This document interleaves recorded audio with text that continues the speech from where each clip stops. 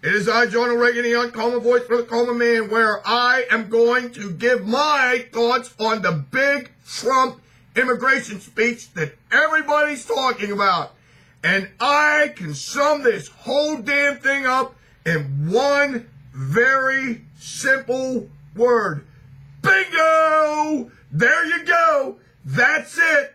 That's how you solve this entire damn problem. And believe me, this has been a problem nagging this country for decades. And finally, somebody has the courage to stand up and take this thing on and do and say the things that are necessary to get this problem behind us. Now, he is right about the wall. He definitely needs to build the wall. And the day one, when he takes office, he needs to send the military down there at the border with fixed bayonets and let the Mexicans know that their days of just walking across the border into our country illegally are over with. While they build the wall. Put the military down there to protect the border. Remember, this is a national security issue too. Build the damn wall, protect the border.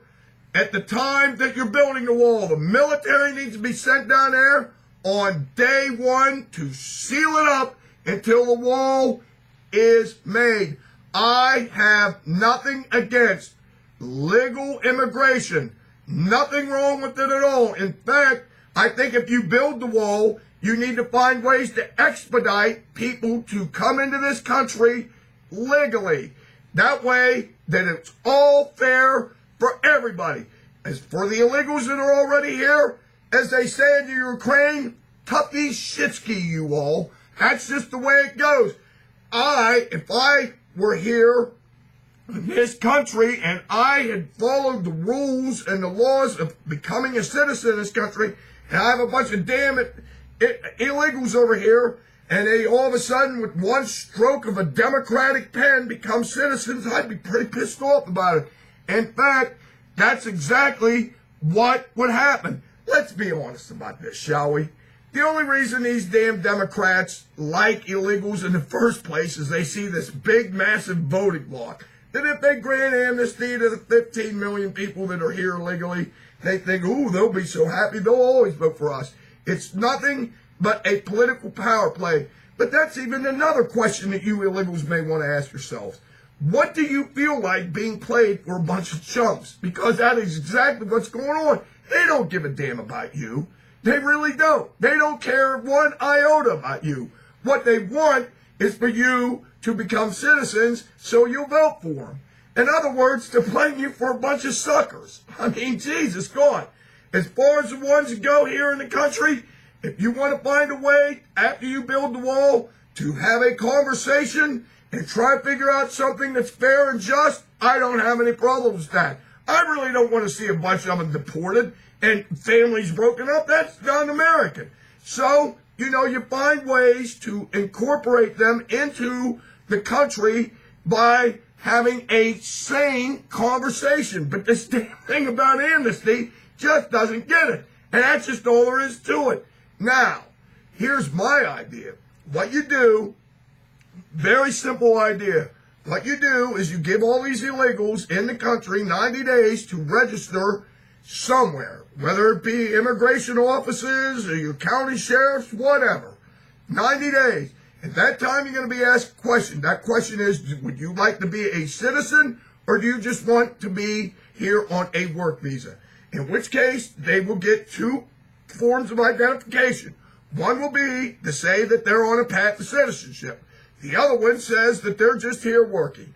90 days to sign up. Then after those 90 days, if you are pulled over, normal course of law enforcement, and you're asked to see the ID for whatever reason, and you don't have them, you are a criminal, and you're not going to be deported. Your ass is going to be thrown in jail for 5 years.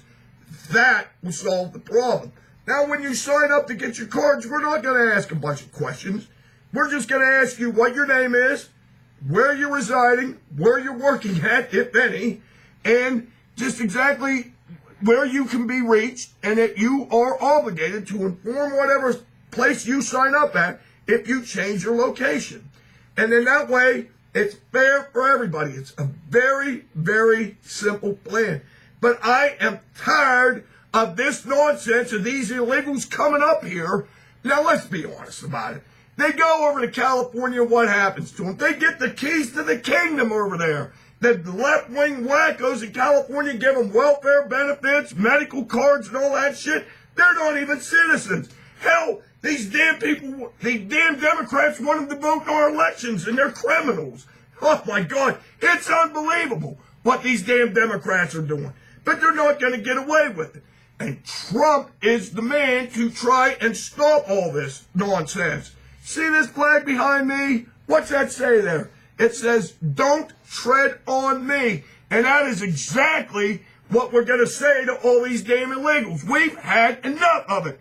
If you want to be here, then you're going to have to, A, learn how to speak English, and B, you're going to have to pay the back taxes, and C, you're going to have a working understanding of how our government works, and incorporate yourself into our unique American culture. I, for one, am sick of being told I have to speak Spanish in my own country. The hell with that. If they can't speak English, and I mean just functional English, they don't have to be fluent in it the same way I'm functional in Spanish, but I can't speak it very well. That's just what I'm talking about. You have to be functional in the King's English or get the hell out of here. We don't want you up here. Go back to Mexico. And it's just one last thing. I remember listening to that idiot Vicente Fox, the former president of Mexico, talking about how if Trump was elected, it would mean war between Mexico and the United States. And anybody that listened to that, you Latinos, I got some news for you, baby. You're not going to like being 0-2.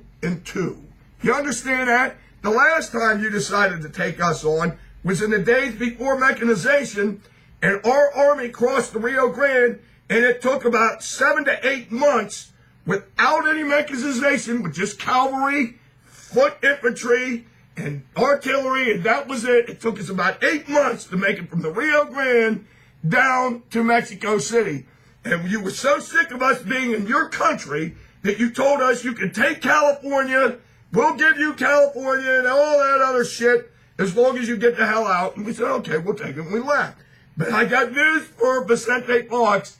You're not dealing with a non-mechanized country. If you really want to fight the United States, do you really? Let me see. I don't believe Mexico has F-22 Raptors. I don't believe they have advanced M1 main battle tanks. They don't have the finest infantry on the face of the planet. They don't have Trident submarines. They don't have Nimitz-class carriers. They don't have guided missile cruisers, B-1s, B-2. You don't have any of that. And you want to take us on?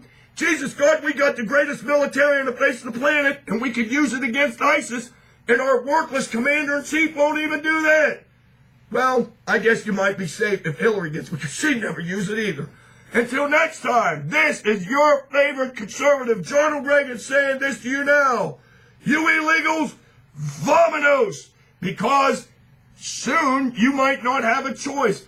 And I tell you what, if that means that we have to run your asses out of this country, at bayonet point, if you don't want to do it the way that we say that you have to do it as far as becoming citizens go, citizenship goes, we will run you out of this country at bayonet point, and you can go back to where you come from, because you're not going to tread on us any damn more. Until next time, I say this to you now, over and out.